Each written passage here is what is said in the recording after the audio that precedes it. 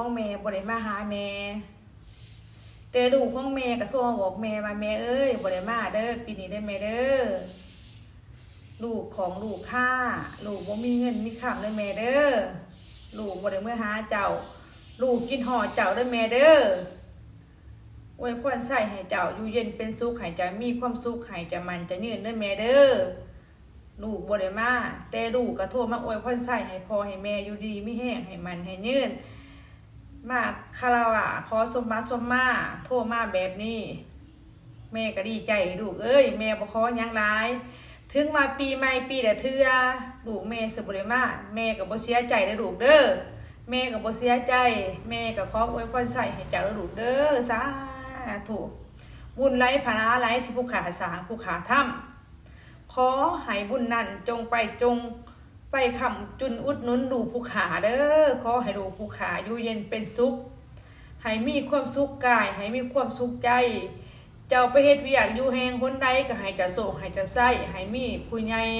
มีเจ้าใหญ่นายโตมีหมู่มีครูมีคนอีดูกูหน้าเมตตาสงสารจะได้ลูกเด้อให้เจ้าอยู่เย็นเป็นสุขให้เจ้ามีความสุขเบิดขอบเบิดขวาจะได้ลูกเด้อให้สุขทางกายสุขทางใจให้เจ้าโศกให้เจ้าไส้ให้เจ้าร่ำให้เจ้าด้วยเด้อแม่อวยพรใส่ให้เจ้าไปไสมาไสก็ให้โศกให้ไส้มีคนหักคนหอมมีคนอีดูสงสารเจ้ามีผู้เมตตาสดซอยจะได้ลูกเด้อจะบ่มาหาแม่ปีนี้แม่ก็บ่ว่าหยังเจ้าเด้อขอแต่เจ้ามีความสุขแม่บ่ขอหยังหลายหรอกลูกแม่ขอให้เจ้ามีความสุขแม่ขอซ้ำนี่แม่เห็นลูกแม่มีความสุข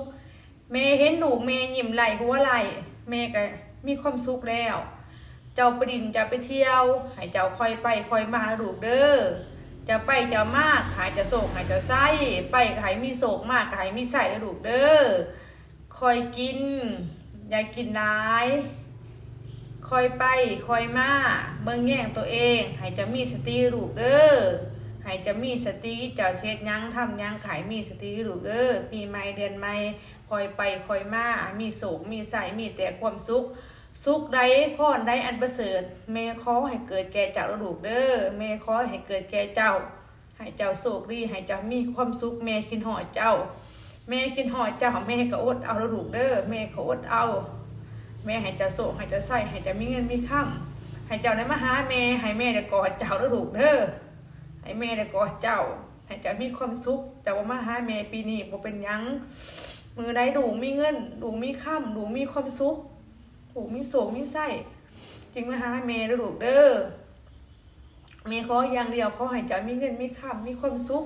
ให้เจ้าโศกให้เจ้าไส้ให้เจ้ามีเงินมีค่ำลูกเด้อแม่บ่ขอหยังเจ้าดอกแม่ขอให้เจ้ามีความสุขซ้ำนี้แม่ก็พอใจเลยแม่บ่ได้ขอหยังหลายแม่ขอให้เจ้ามีความสุข